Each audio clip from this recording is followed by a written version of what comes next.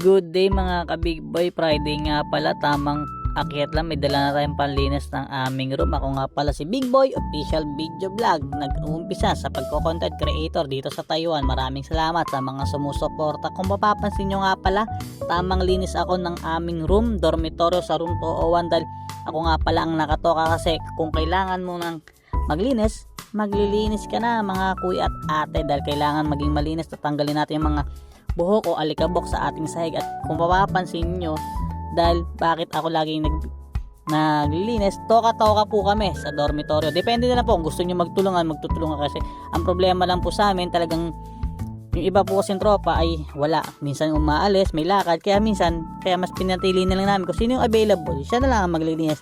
Huwag na lang magsusumbatan, ika nga.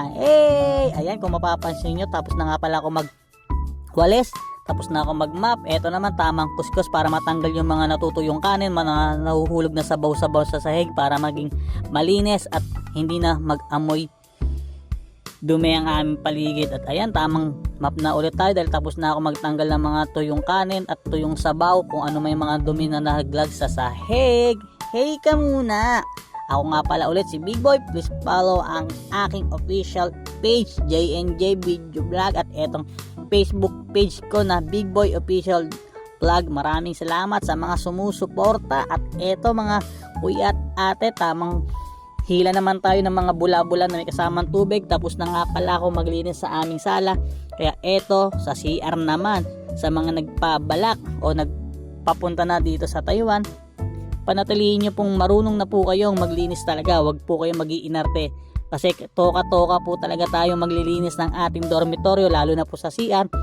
Talagang kahit may dumi yan, kailangan mo pong piskisin para mawala yung kadumihan sa paligid. At ayan, tamang hugas na tayo ng chemical sa bowl para matanggal yung buong dilaw na dilaw sa mga ihi. At ayan, tamang kuskus sa ilalim ng sahig para mawala naman yung itim-itim. Ayan, kung mapapansin nyo, hindi talaga ako madirino dyan mga ka-Big Boy dahil sanay na po ako maglinis talaga ng bowl kahit noong pa sa bahay namin. At nung experience ko dati sa housekeeping mga ka-Big Boy, ayan, tamang kuskus lang sa gilid, matanggal yung mga itim-itim, yung mga buong shampoo kasi yung talaga nagpapaitim mo sa CR sa mga sahig-sahig. At ayan, kung mapapansin nyo mga ka-Big Boy, patapos na nga pala ako dyan. Shoutout nga pala mula sa mga tropa natin dyan sa Rosario, Cavite. Big shoutout sa mga tropa natin dyan kay Banjo, sa Bolim Auto Parts, sa mga tropa natin kay Leonard, sa mga nagpapa-shoutout. Maraming salamat sa tiwala at sa nagtitiwala pa mga ka-Big Boy. At ayan, tamang sampay lang ng mga basahan. Kung mapapansin nyo, ang ganda ng CR namin, no? Nakasegregate yan mga ka-Big Boy. Hey ka muna. Tapos na nga pala. Maraming salamat. Please like and follow. Babush!